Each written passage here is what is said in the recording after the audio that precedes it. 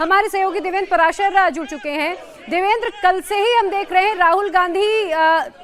और सरकार के बीच एक टकराव जैसी स्थिति सदन के भीतर बनती हुई नजर आ रही है, और अब जब निलंबन की कार्रवाई हो गई है तो प्रदर्शन किया जा रहा है बाहर।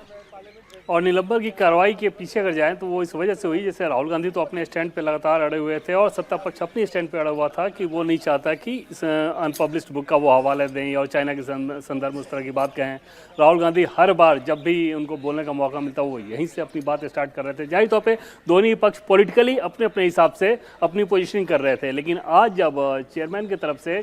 जब इस बात को कहा गया कि अगर राहुल गांधी उसी बात पे अड़े हैं तो फिर उन्होंने दूसरा नाम लिया जो कि समाजवादी पार्टी से नरेश उत्तम जी का, वो खड़े नहीं हुए बोलने के लिए। फिर उन्होंने टीएमसी के सांसद का नाम लिया, वो खड़े नहीं हुए। तो ऐसे करते करते जब बालयोगी जी का नाम आया और बालयोगी उठ के बोलने लगे, यानी कि बाकी वक्ता राहुल गांधी सहित अगर वो नहीं बोलना चाहें इस रूप में चेयर ने मैसेज दिया, तो उसके बाद ये जो सांसद हैं अपोजिशन के सांसद वो वेल में पहुंचे और वहाँ पर जाके उन्होंने न सिर्फ नारेबाजी ज़बरदस्त की बल्कि पेपर फाड़ के वो चेयर की तरफ उछाले या ऊपर उछाल रहे थे। और ये चीज़ पहले एक तरह से तय कर लिया गया है हाउस के प्रोसीडिंग के हिसाब से कि जब भी इस तरह का कोई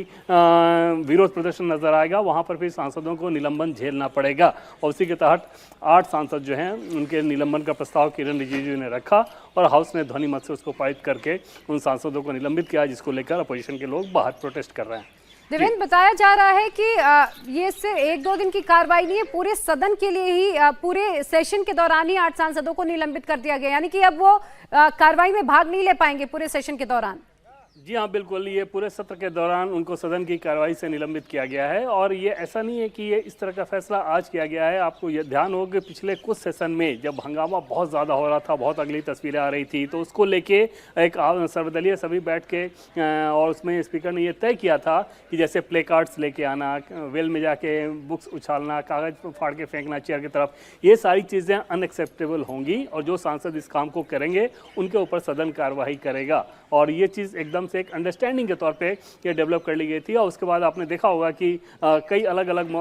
मौक़ों पे आप देखें, जैसे पार्लियामेंट, इस पार्लियामेंट की बात कर लें या इससे पहले वाले पार्लियामेंट की बात कर लें, तो कुल मिला दे अगर नंबर्स के हिसाब से तो 96-97 सांसद आपको ऐसे नजर आएंगे जिनका कभी न कभी निलंबन की कार्रवाई झेलनी पड़ी है। उसके पीछे वजह यह है कि सदन की कार्यवाही में आप सहमत हैं, नहीं सहमत हैं, भाग लेना चाह रहे हैं, नहीं लेना चाह रहे हैं, नारेबाजी कर रहे हैं, वो सारी चीज़ें ठीक हैं, बट वेल में आके अगर आप इस तरह की विद्रूप स्थिति